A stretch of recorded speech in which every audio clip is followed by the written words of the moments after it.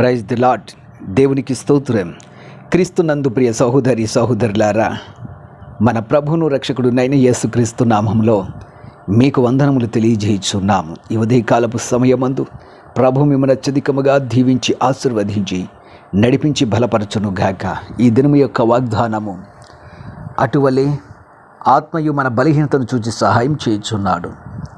అనగా మనం యుక్తముగా ఎలాగూ ప్రార్థన చేయవలనో మనకు తెలియదు, కానీ ఉచ్చరింప శక్యము కాని మూలుగులతో ఆ ఆత్మ తాని మనపక్షముగా విజ్ఞాపనము చేయుచున్నాడు.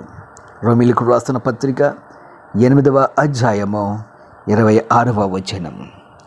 మన దేవుడు మనపక్షముగా విజ్ఞాపన చేయువాడును, మన బలహీనతలో మనకు సహాయము చేయువాడుగాను ఉన్నాడు.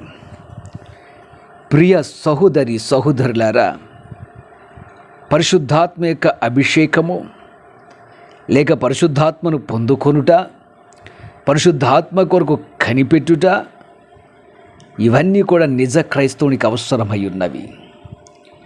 ఎప్పుడైతే ఆత్మ నీలోని నివసిస్తున్నాడో, ఆత్మ అభిషేకం నీకు కలిగి ఉన్నదో, అప్పుడు ఆయన నిన్ను పరిశీలన చేస్తున్నాడు.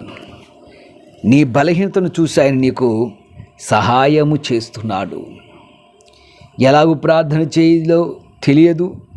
అలాంటి పరిస్థితుల్లో ఆయనే మన పక్షముగా విజ్ఞాపన చేస్తున్నాడు. మన పక్షమున ఆయన విజ్ఞాపనకర్తగా ఉన్నాడు. మన పక్షమున మన బలహీనతను చూసి సహాయము చేయవాడిగా ఉన్నాడు.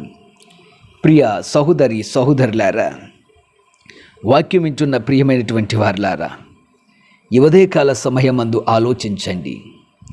మీరు ఆత్మను పొంది ఉన్నారా? ఆత్మ యొక్క అభిషేకం మీకు కలుగుచున్నదా? ఆత్మను పొందుకోవడానికి ఆతృతను మీరు కలిగి ఉన్నారా? లేనట్లయితే పరిశుద్ధాత్మ కొరకు కనిపెట్టండి. ఆత్మ చేతనను అభిషేకించండి. ప్రభుని ప్రభు సన్నిధిలో ప్రార్థించండి. ఈ ఆత్మ నీలో ఎప్పుడైతే ఉంటుందో నీకు సహాయం చేస్తాడు. నీ పక్షమున విజ్ఞాపన చేసే విజ్ఞాపనకర్తగా ఉంటున్నాడు.